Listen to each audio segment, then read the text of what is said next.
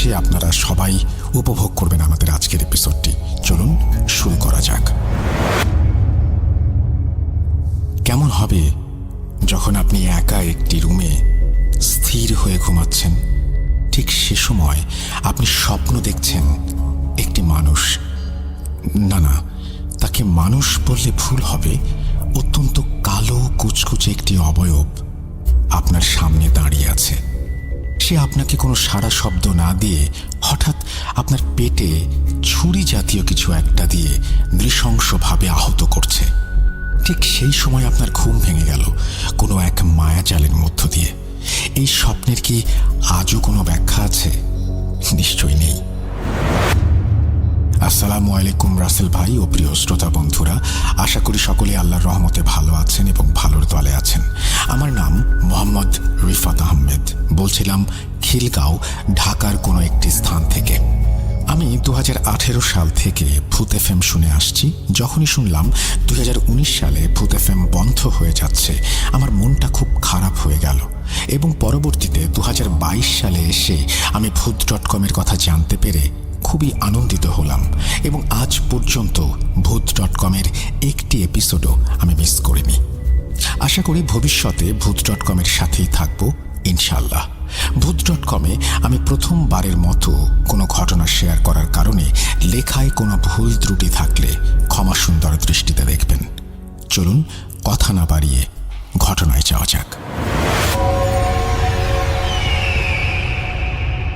17 December 2021, দিনটি ছিল শুক্রবার। আমরা সপরিবারে গিয়েছিলাম আমাদের গ্রামের বাড়িতে। গ্রামের বাড়ি হলো শরীয়তপুর। আমাদের পুরো পরিবার ঢাকায় থাকার কারণে সচরাচর গ্রামে যাওয়া হয় না। একে বছরের শেষ, যার কারণে আমরা সপরিবারে গ্রামে গিয়েছিলাম বেড়াতে। আমরা গ্রামে প্রায় 11 দিন ছিলাম। প্রথম 2 দিন স্বাভাবিকভাবে গেলেও তৃতীয় দিনে ঘটে গেল আমার সাথে এক অস্বাভাবিক ঘটনা। কিন্তু প্রথম দিন অনেক পুরনো একটা ফ্রেন্ড কল দেওয়ার কারণে বাড়িতে অনেক লোকজন থাকায় আমি বাড়ির পাশে একটা ঝোপের আড়ালে গিয়েছিলাম কথা বলার জন্য। কথা বলতে বলতে এক পর্যায়ে আমি সেখানে থুতু ফেলেছিলাম। এই থুতুর কথাটা মনে রাখবেন। ছোটকাল থেকে ফ্রেন্ড সার্কেল অনেক হওয়ায় আমার মেসেঞ্জারে প্রায় গ্রুপ কলে থাকতে হয়।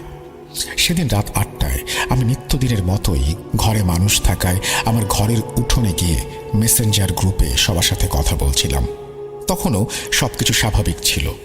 হঠাৎই উঠোনে থাকা একটি লাইট জ্বলছিল নিভছিল, জ্বলছিল নিভছিল। আমি বিষয়টা স্বাভাবিকভাবেই নিয়েছিলাম। চতুর্থ দিনেও আমার সাথে ঠিক একই ঘটনা আবার ঘটেছিল। লাইটটা জ্বলছিল আর নিভছিল। এছাড়া আমি খেয়াল করলাম অন্য সময় লাইটটা স্বাভাবিক থাকতো।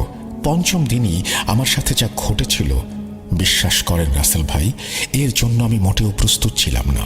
হঠাৎ আমার ফ্রেন্ডরা গ্রুপ কলে ডাকায় ও বাড়িতে উঠোনে অনেক লোক থাকায় আমি বাড়ির পাশের রাস্তার সাথে একটি কবরস্থান ছিল, সেই কবরস্থানের সামনে দাঁড়িয়ে কথা বলছিলাম আমার বন্ধুদের সাথে। তখন ছিল রাত 8টা, তাই আমার সাথে একটি টর্চ লাইট নিয়ে গিয়েছিলাম। কথা বলতে বলতে আমি এক পর্যায়ে খেয়াল করলাম যে আমার সামনে দিয়ে একটি পাগল এক দৃষ্টিতে আমার দিকে তাকিয়ে হেঁটে চলে যাচ্ছিল। রাস্তার মোচড় শেষ না হতেই খেয়াল করলাম পাগলটি আর নেই। এর ঠিক কিছুক্ষণ পর রাস্তার কুকুরগুলো অনেক চিৎকার করছিল। এক পর্যায়ে আমি দেখলাম আমার দিকে কুকুরগুলো ধেয়ে আসছে। এক পর্যায়ে আমি আমার হাতে থাকা টর্চ লাইট কুকুরগুলোর দিকে মারলাম। দেখলাম আমার সামনে একটি কুকুর দৌড়ে আসছে। ওদের মধ্যে একটি কুকুরকে খেয়াল করলাম, কুকুরটির চোখ সবুজ বর্ণের, অস্বাভাবিক দেখতে। আমি তখন ভয়ে কবরস্থানের পাশে কতগুলো ইট রাখা ছিল, সেই ইটের ওপর পা দিয়ে কিভাবে রান্নাঘরের টিনের চালে লাফ দিয়ে উঠে গেলাম আমি বুঝতে পারলাম না। ওই ইটের সারি থেকে রান্নাঘরের টিনের চাল প্রায় 7 থেকে 8 ফুট উঁচুতে ছিল। চাল থেকে আমি লাফ দিয়ে উঠোনে পড়ে ব্যথা পেলাম। প্রচণ্ড ব্যথা পেয়েছিলাম তখন। বাড়ির সবাই আমাকে অনেক ধরাধরি করে তুলল। তখন বাড়ির সবাই আমাকে জিজ্ঞেস করলো কি হয়েছে। আমি তাদের সব ঘটনা খুলে বললাম। এর পরের দিন আমার নানুর এক ফ্রেন্ড, যে কিনা কারোর সাথে প্যারানর্মাল কিছু ঘটলে তার চিকিৎসা করতেন, তার কাছে আমায় নিয়ে গেলেন আমার নানু। এরপরে সেই নানু আমার কাছ থেকে সব ঘটনা জানতে চাইলে আমি তাকে আগে পরে সব ঘটনা বললাম। আমার কাছ থেকে সব কিছু জেনে এবার তিনি আসনে বসলেন এবং আমাকে বসতে বললেন, আর আমাকে বললেন আমি যদি কোনো অস্বাভাবিক কিছু দেখতে পাই তাহলে যেন ভয় না পাই। তারপর নানু আমার কনিষ্ঠাঙ্গুল চেপে ধরে দোয়া পড়ে তার জিনদের আমার শরীরে হাজির করলেন। এরপর আমার আর কিছু মনে নেই। বাকি ঘটনা আম্মুর কাছ থেকে শোনা। সব প্রসেসিং শেষে আম্মুর কাছে জিজ্ঞেস করলে আম্মু বলতে লাগলেন, আমি হঠাৎ করে খেয়াল করলাম তুই অস্বাভাবিক আচরণ করছিস। তখন সেই নানু আমাকে ওর তোর নানুকে বলল তোর হাত দুটোকে শক্ত করে ধরতে। এরপর নানুর জিনদের তোর শরীরে হাজির করানো হলো এবং বলল তোর যে সমস্যা রয়েছে তা জিনদের বের করতে। অতঃপর সেই জিনগুলো চলে যাওয়ার পর তুই স্বাভাবিকভাবে অজ্ঞান হয়ে পড়ে গেলি। এরপর তো নানু বলল আমার জিনরা বলে গেল যে সেদিন ও পাশের বাড়ির যে ঝোপের আড়ালে গিয়েছিল সেখানে একটি খারাপ পরী যাতায়াত করছিল। ঠিক সেই সময় সেখানে সে থুতুও ফেলেছিল এবং পরীটা এতে অত্যন্ত বিরক্ত হয়। সেই পরীটা ওর পিছু নেয় এবং ওকে ক্ষতি করতে উঠে পড়ে লাগে। এরপর নানু বলল তোমরা এখন চলে যাও, বাকিটা আমি দেখছি কি করা যায়, তোমরা সন্ধ্যায় এসো। বাসায় এসে আমার জ্ঞান ফিরল। সন্ধ্যা 6টায় আবার গেলাম সেই নানুর বাসায়। নানু বলল আমার জিনেরা সেই পরীটার সাথে কথা বলেছে। সেই পরীটা বলেছে তাকে ভোগ দিতে হবে। পরীটা ভোগ হিসেবে চেয়েছিল একটি ছোট ইলিশ মাছ, 5টি মিষ্টি, 5 রকমের 5টা ফল ও সাথে ভাত। নানু বলল সব রাত 8টার মধ্যে জোগাড় করতে হবে। আমিও আমার খালাতো ভাই বাজারের উদ্দেশ্যে রওনা দিলাম। সব জোগাড় করতে করতে সন্ধে 7টা বেজে গেল। 8টার আগ দিয়ে নানুর বাসায় গিয়ে পৌঁছালাম। নানু আমাদের সবাইকে বসতে বলল। আমি দেখলাম নানু 5 রকমের ফল নিয়ে এক এক করে 5 টুকরো করলো।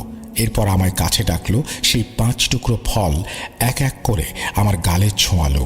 এক এক করে মিষ্টি ভাত, ইলিশ মাছ সব ছোঁয়ালো। এগুলো একসাথে করে নানুর আসনের নিচে রাখলো।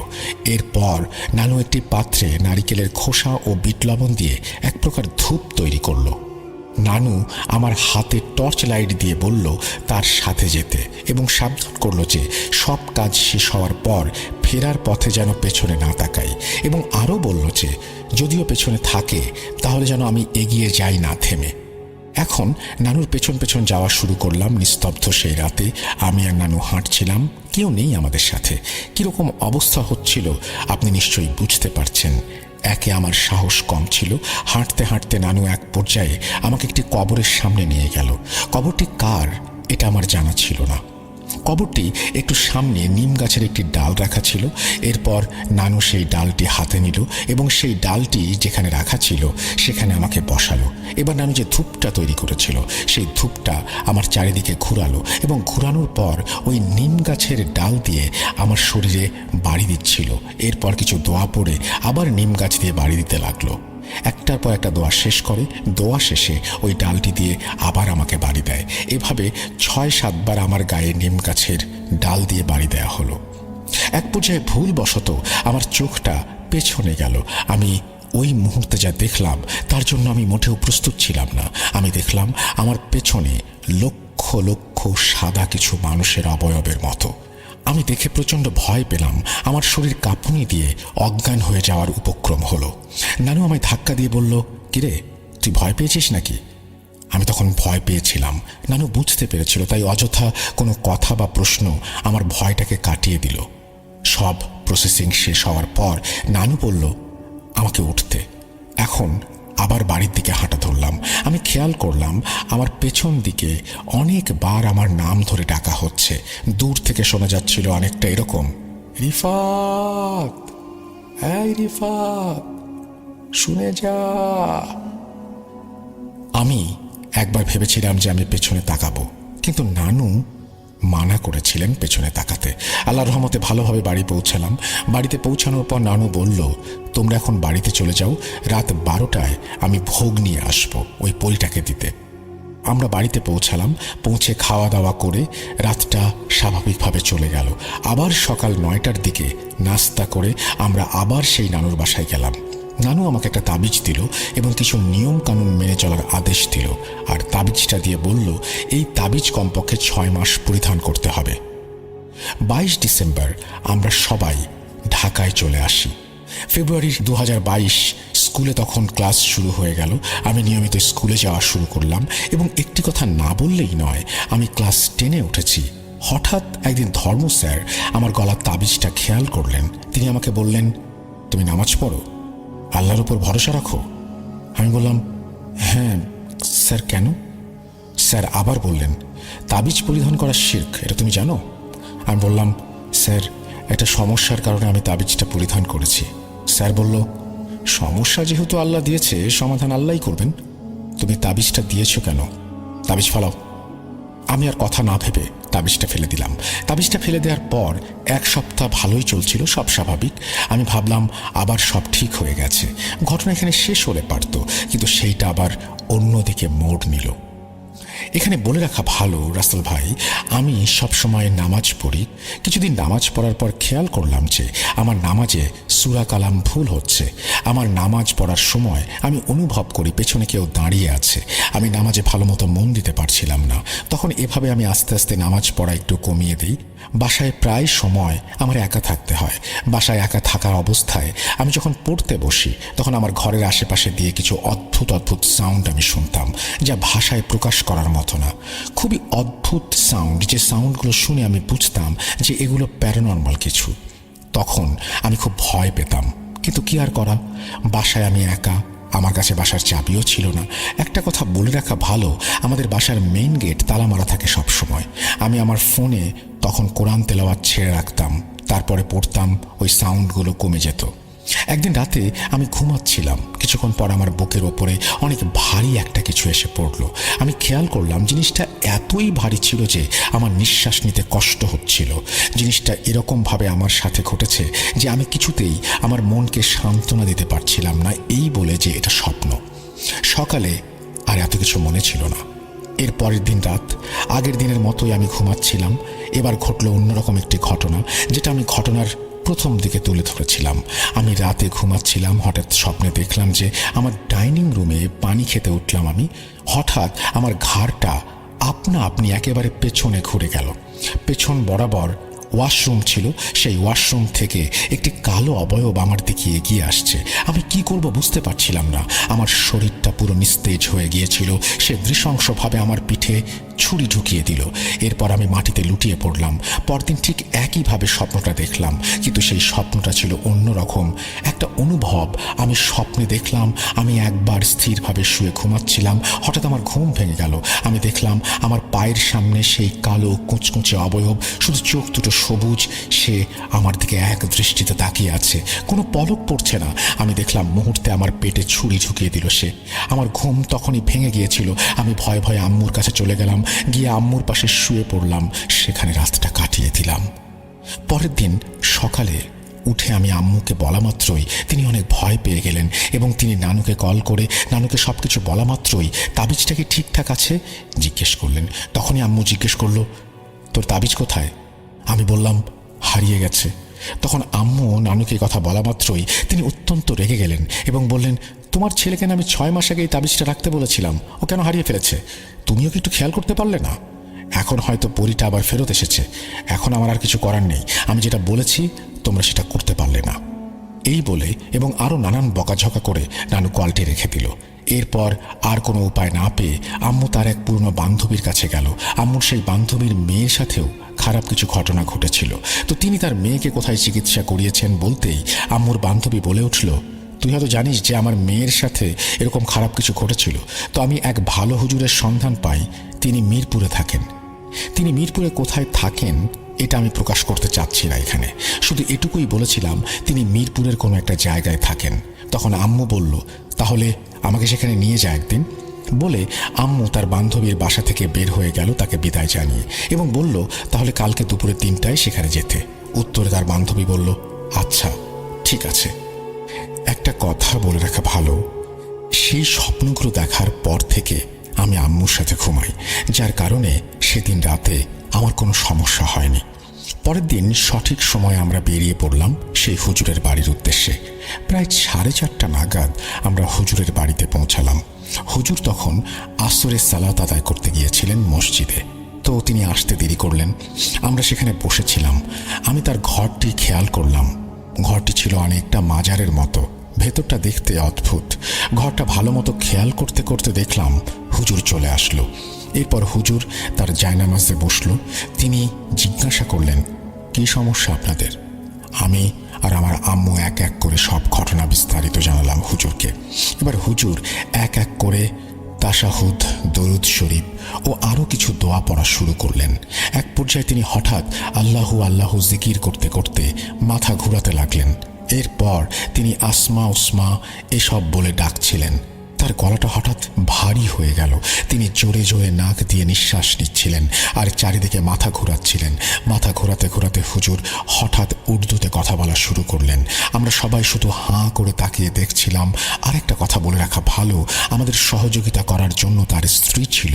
হুজুর যখন উর্দুতে কথা বলছিলেন তখন তার স্ত্রী আমাদের সেটা বুঝিয়ে দিচ্ছিলেন। হুজুরের ভেতরে থাকা জিনটি আমার নাম, আমার বাবার নাম জিজ্ঞেস করলে আমি বলে দিলাম। হুজুর বিড়বিড় করে কি জানি পড়ছিলেন। এক পর্যায়ে তিনি বিড়বিড় করার পর উর্দুতে কথা বলা শুরু করলেন এবং তার স্ত্রী আমাদের বাংলায় বোঝালেন। সেটা তিনি বললেন তার নাভিতে প্যাচ দেয়া আছে, সেটা খুলতে হবে এবং ওর ওপর যে পরীটি আকৃষ্ট হয়েছে সেই পরীটি চায় ওকে ওর সাথে নিয়ে যেতে। তাই বারবার আসছে আর ওই পরীটি ওর পেটে নানা ধরনের রোগ সৃষ্টি করে রেখেছে। এখন আম্মু বলল, এই সমস্যার সমাধান কি? আম্মু এই কথা বলার সাথে সাথে জিনটি হুজুরকে সব বলে চলে গেল। তারপর হুজুর মাটিতে লুটিয়ে পড়লেন। হুজুর স্বাভাবিক অবস্থায় এসে আমাদের এর সমাধান বললেন। তিনি বললেন, প্রথমে ওর নাভির প্যাঁচ খুলতে হবে, খোলা হলে সব প্রসেসিং শুরু হবে। এরপর সন্ধ্যা হয়ে গেল। হুজুর বলল, তোমরা আজ চলে যাও, আবার কাল নাভির প্যাঁচ খুলতে এসো, আর যা যা লাগবে আমি কালকে জোগাড় করে রাখবো। এর পরের দিন সকালে আমি আর আমার আম্মু গেলাম ধোলাইখাল নামক একটি জায়গায়। সেখানে একটি মহিলা নাভির প্যাঁচ খুলতে পারে জেনে ওইখানে গেলাম। মহিলাটি একটি বাসায় কাজ করে।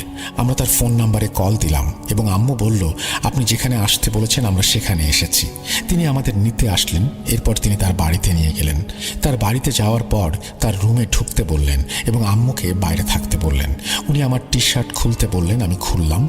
এরপর তিনি হাতে একটি পলিথিন পেঁচিয়ে নিলেন এবং আমাকে খাটে শুতে বললেন।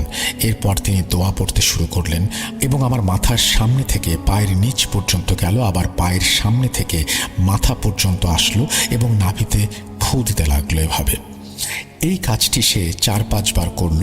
এরপর তিনি আমার নাভিতে চাপ দিলেন। বিশ্বাস করবেন না, আমার নাভির ভেতর থেকে কালো কুঁচকুচে কি যেন বেরিয়ে আসলো। আমি দেখে ভ্যাবাচাকা খেয়ে গেলাম। এরপর তিনি আমাকে উঠতে বললেন যে কাজ শেষ। আমি আবার আমার আম্মুর কাছে চলে আসলাম বাসায়। ওই দিনই দুপুরে 3টায় হুজুরের বাসার উদ্দেশ্যে মিরপুরে আবার রওনা দিলাম। হুজুর প্রথম দিনের মতোই আসরের সালাত পড়ে আসছেন এরকম একটা সময় এবং তিনি আসতে কেউ দেরি করছিলেন, আমরাও অপেক্ষা করছিলাম। হুজুর আসলো এবং জিজ্ঞাসা করলাম, হুজুর গতকাল আপনি উর্দু ভাষায় কেন কথা বলছিলেন? তখন হুজুর বললেন, আমি কথা বলিনি, ও এক পাকিস্তানি জিন, ও আমার কাছ থেকে শিক্ষা গ্রহণ করেছে এবং আমার নানান কাজে সহযোগিতা করে। হুজুর জিজ্ঞাসা করলেন, ওর নাভির প্যাঁচ খুলেছেন? উত্তরে আম্মু বলল, জি হুজুর।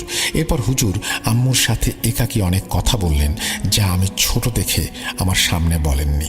তারপর হুজুর আমাকে ডাক দিলেন, কিছু দোয়া পড়ে দিলেন এবং আমার মাথায় ফুঁ দিয়ে দিলেন। এবার আমাকে ও আম্মুকে কিভাবে সমস্যার সমাধান করতে হবে তা বলতে লাগলেন। হুজুর বললেন, 7 ঘাটের পানি লাগবে 5 লিটার, যা আমি এনে রেখেছি। মিষ্টি কিনতে হবে 1.25 কেজি। আমি একটি তাবিজ দেব যা 18 মাস পরিধান করতে হবে এবং কিছু খাবার 18 মাস পর্যন্ত খাওয়া যাবে না। তাও বললেন, যেমন হাঁসের মাংস, হাঁসের ডিম, গরুর মাংস এবং বিভিন্ন কিছু মাছও। তিনি আরও বললেন, রাতের অন্ধকারে যখন কেউ থাকবে না তখন 3 রাস্তার মোড়ে তোমাদের যেতে হবে। মনে রেখো, যখন ঘর থেকে নামবে তুমি এবং তোমার ছেলে দুজনে একজনও কারোর সাথে কোনো কথা বলতে পারবে না।